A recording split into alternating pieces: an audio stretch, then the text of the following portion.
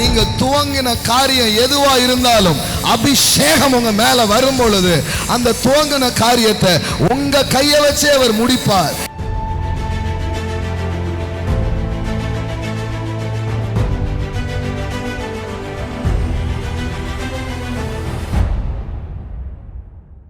எல்லாம் சொல்லுங்க, பலத்தினால் அல்ல, பராக்கிரமத்தினால் அல்ல, ஆவியினால்.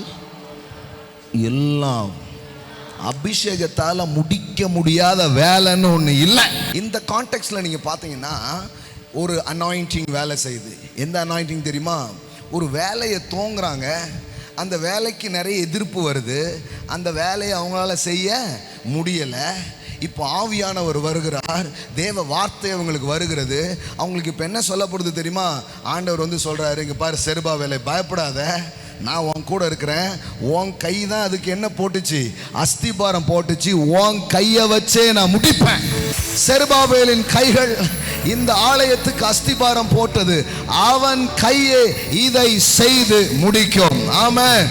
நீங்க துவங்கின காரியம் எதுவா இருந்தாலும் அபிஷேகம் உங்க மேல வரும் பொழுது அந்த துவங்கின காரியத்தை உங்க கையை வச்சே அவர் முடிப்பார்.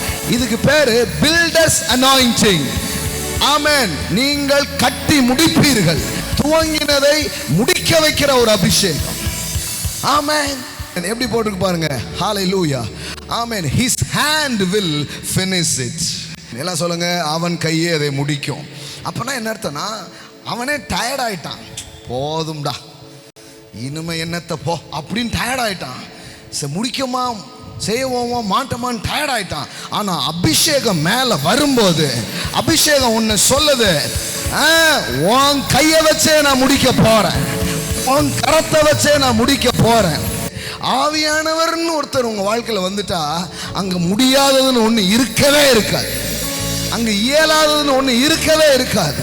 ஏன்னா ஹோலி ஸ்பிரிட் உள்ள வந்தாலே அது முடியுதுன்னு அர்த்தம்.